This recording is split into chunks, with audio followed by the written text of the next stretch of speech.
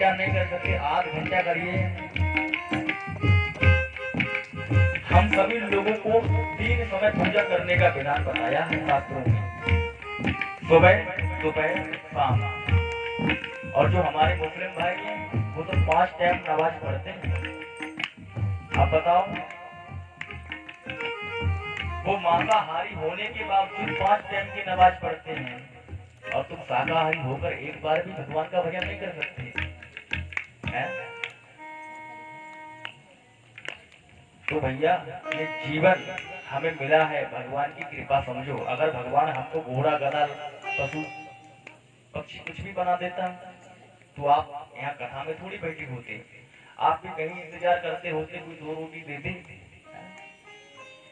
आज आपके पास जमीन है, लाखों का टर्न ओवर करते हैं, नाम है समाज में आपका, तो ये भी भगवान की कृपा है। पर घरों में आज आप सभी की स्त्री ही प्रधान है। हम ये नहीं कहते हैं स्त्री की बात ना माने,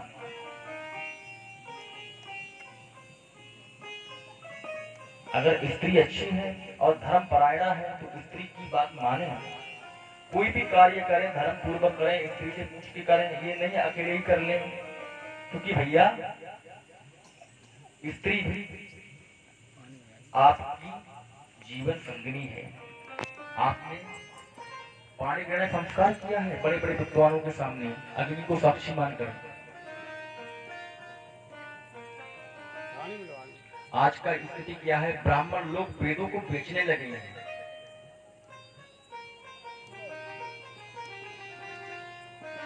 तो ब्राह्मण पढ़े लिखे नहीं है, चलो कोई बात नहीं है, किसी कारण बस वो नहीं पढ़ पाए या उनको उचित शिक्षा मार्गदर्शन ना मिल पाया, कोई बात नहीं। पर जो ब्राह्मण पढ़े लिखे हैं वो तो वेदों को ना बेचें।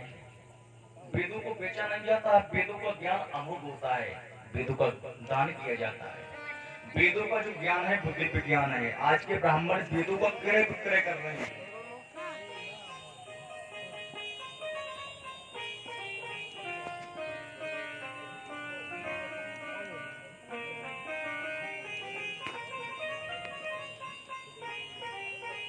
ये सब चर्चा कौन कर रहा है? सोनकांत जी के सूत जी महाराज कर रहे हैं। और ये सब देखते देखते देखते देखते देव ऋषि नारद वृंदावन में आए। वृंदावन में वहां देखा देव ऋषि नारद ने एक तरुण अवस्था में एक स्त्री बैठी है और उसके पास 2 वृद्ध पुरुष लेटे हुए हैं। वो स्त्री रो रही है। देव ऋषि नारद को आते उस स्त्री ने देखा तो वो स्त्री कहती है, भो भो साधु क्षणं तिष्ठ मचन्तापि नासाय दर्शनं तव लोकस्य सर्वदहरं परम। ये महात्मा थोड़ी देर ठहरो। नारद जी को उसने रोक लिया। नारद जी को जब रोक लिया उस स्त्री ने, तो नारद जी चक्कर में पड़ गए, ये देवी आप कौन हैं? और उस स्त्री के पास में कई स्त्रियां और बैठी हुई, ये स्त्रियां कौन हैं? ये भी नारद जी ने पूछा। तो वो स्त्री ने कहा, महात्मा मेरा नाम भक्ति है और ये जो वृद्ध पड़े हैं ये मेरे पुत्र हैं, इनका नाम है ज्ञान और वैराग्य। और जो हमारे पास में स्त्रियां बैठी हैं वो गंगा यमुना नदियां आदि नदियां बैठी हुई हैं। गंगा यमुना इत्यादि नदियां बैठी हुई हैं, ये हमारी सेवा में उपस्थित है। वृंदावन में आप सोच सकते हैं कि वृंदावन में भक्ति क्यों रो रही है, कारण क्या है? वृंदावन में तो भगवान का अवतार हुआ है। वृंदावन जैसे तीर्थ में भक्ति रो रही है और उसके जो पुत्र हैं ज्ञान और वैराग्य वो वृद्ध हो गए, अचेत अवस्था में पड़े हुए हैं।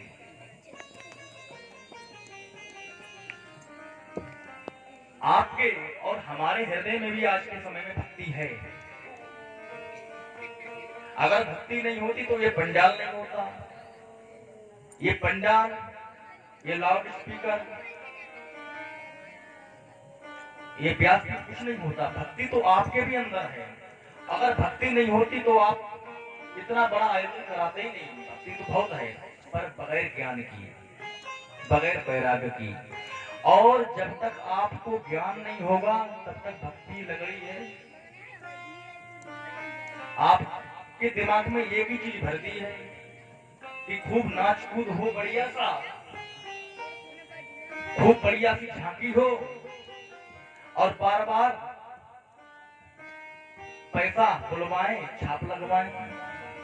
ये क्या है? ये ज्ञान थोड़ी है, ये तो अज्ञानी है। और बैराग भागवत कथा में आए और देखा चारों तरफ, अरे भीड़ नहीं लगी है ज्यादा, देख के चारों तरफ एक चक्कर काट के निकल गए घर पे। मोबाइल हाथ में लिए हैं, व्हाट्सएप की सेटिंग में। तो भक्ति हमारे घरों में भी रो रही है, आपके घरों में भी रो रही है। और ये भक्ति कब तक रोएगी? ये भक्ति तब तक रोएगी जब तक आपको हमको ज्ञान वैराग्य नहीं होगा।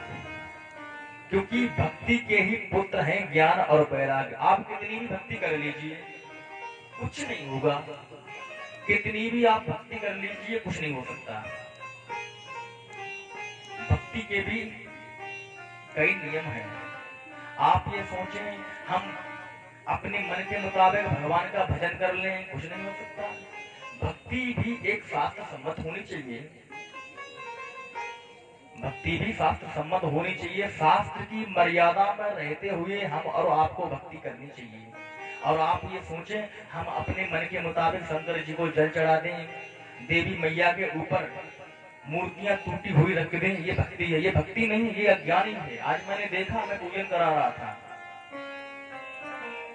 आपकी इस स्थान पर बहुत ही श्रद्धा है और आप ही लोग कहते हैं ये हमारी मैया बड़ी सच्ची हैं, बड़ी सिद्ध हैं। तो आप ऐसा अज्ञानपूर्ण कृत्य क्यों कर रहे हैं? अगर आपको ज्ञान होता तो यहाँ पर खंडित मूर्तियां नहीं रखते, पर नहीं मानते हैं। भक्ति है आपकी, वो भक्ति मनमुखी भक्ति है। और जो मनमुखी भक्ति होती है वो अंध भक्ति होती है। कोई फल नहीं मिलेगा, आप कितना भी धूप बत्ती लगाओ, कितनी भी सेवा कर लो, नहीं मिलेगा। बगैर विधि के पूजा किए जाने वाले पूजा से किसी फल की प्राप्ति नहीं होती है। भगवान का भजन भी करो तो विधि पूर्वक करो। आज मैं कई बार गुरु का उच्चारण कर चुका हूँ, गुरु शब्द का इसीलिए कर चुका हूँ क्योंकि आपके जीवन में कोई गुरु नहीं है।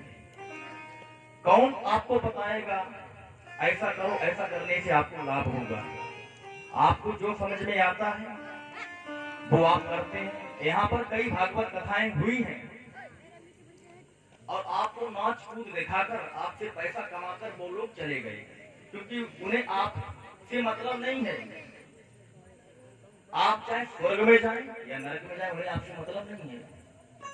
आप पाप करें या पुण्य करें, उन्हें आपसे मतलब नहीं है। उन्हें तो पैसे से मतलब है। उन्हें पैसा मिल गया, चले गए, हो गई कथा 7 दिनों की। तो जब भी आप भक्ति करें तो शास्त्र सम्मत करें। शास्त्र कहे ये भक्ति है। आप ये सोचें हम माला भी जप लें और दुनिया के मजे भी ले लें, भक्ति नहीं हो सकती है।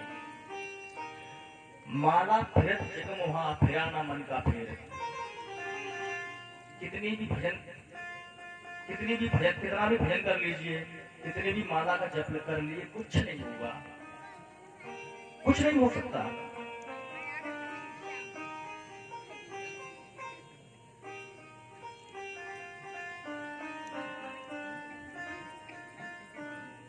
भजन में सबसे मुख्य योगदान किसका है? आहार का।